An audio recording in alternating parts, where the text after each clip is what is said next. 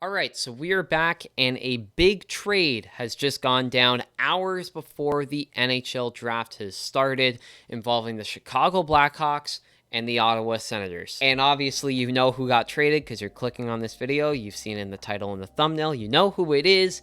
Alex DeBrincat is now an Ottawa Senator. And this trade's very interesting because we have two teams that seem to be very similar in terms of where they are in the standings, but one going one way and one going the other way. So in today's video, we're going to talk about the pieces that moved in this deal and talk about the implications that this trade has for tonight's draft. So we're going to talk about that in a little bit more. So without further ado, let's get into it.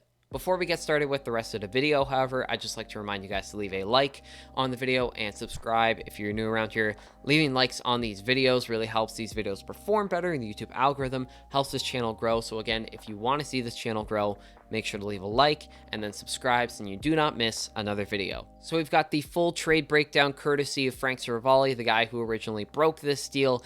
And the trade is to Chicago, the 7th overall pick in tonight's draft, the 39th overall pick in the 2022 draft as well, and then a 2024 third round pick in exchange for Alex DeBrincat. And I think we should start by talking about the biggest piece of this deal, which is Alex DeBrincat, a 24-year-old winger who I didn't really get why he was on the trade block, why the Blackhawks were interested in moving him, but thinking about it, it made a bit more sense. He would be their biggest trade piece in a potential start to their rebuild, but I just didn't really get it because he was young enough that he could go through the rebuild and still be in the prime of his career, as well as possibly beating a leader in a young locker room in a few years with the Blackhawks, possibly being the next captain and the face of the franchise. But nope, they decided to move in a direction where they would trade DeBrincat and start their rebuild with trading their biggest trade piece. And what they got, I don't know if it is necessarily the same kind of value. Continuing with Alex DeBrincat, the Senators are getting a 40 goal scorer, pure goal scorer, and a guy that plays bigger than his size, and a guy that can be the face of the franchise. Not that Brady Tkachuk or Thomas Chabot or whoever else could be the face of the franchise, but this trade immediately makes the Ottawa Senators more competitive today than they were yesterday. And another main reason why the Blackhawks wanted to move him and why some teams were scared of trading for DeBrincat was because of his contract. His contract expires at the end of this upcoming season, 2022-2023. He is an RFA with arbitration rights, and his qualifying offer is $9 million because he's making $9 million this season. So that scared a lot of teams off, but not the Ottawa Senators because they have that money that they can give to Alex DeBrincat. They can back up a Brinks truck to Alex DeBrincat's driveway because he's going to get a boatload of money from the Senators. And this is clearly a direction that the Senators are going in where they want to be more competitive next season. And they've just done that and put themselves in a position where they can be much more competitive in a very competitive Atlantic Division by getting a star goal-scoring winger, something that this team, I think, has lacked for the past few seasons in order to really take that next step. Tim Stützle looked to be that guy. You also have Drake Batherson, Josh Norris, and other pieces, but there was never really one pure star goal scorer, and now they have that in Alex DeBrincat. And best of all, he fits their timeline. He's only 24 years old. They have Chabot,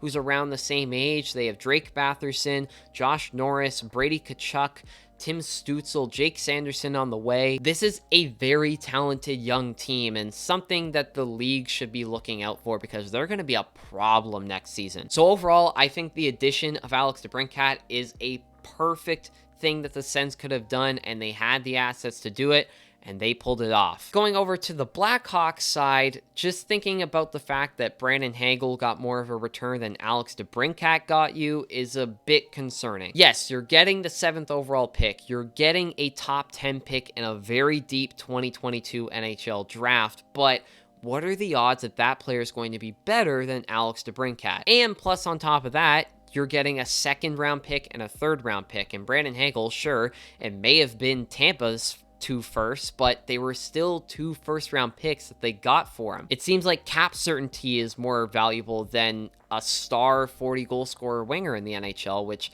I just can't get right now. Honestly, the fate of the Chicago Blackhawks and whether or not they win this deal solely rides on who do they pick at number 7 and at number 39. There's a lot of good players in this draft, maybe players that won't be Alex DeBrincat level, but will still be first-line players, top-pairing defensemen. Anyone that's taken in the top 10 of this draft, maybe even the top 15, could be a core impact player for whatever team that they join. So whether or not the Blackhawks take guys like Cutter Gauthier, Matt Savoy, David Jurasek, Simon Nemec, whoever they take, that will be a guy that will have a lot of pressure on them going into the Chicago Blackhawks organization. And we know Chicago was looking for a top pick in this year's draft because they traded it off to acquire Seth Jones last year, and now that's become the 6th overall pick from what I know. So now Columbus is picking one spot ahead of the Blackhawks, but I just don't know if they got adequate return for Alex DeBrincat, even with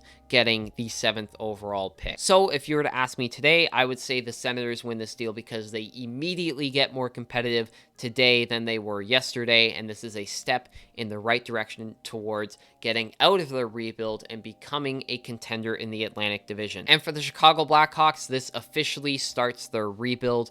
They get a high draft pick in this year's draft. We'll have to see what they do with that, and we'll have to see with what they do with the other 2 draft picks that they acquire in this trade. But let me know in the comments section below, what do you think about this deal? Who do you think won? Who do you think lost?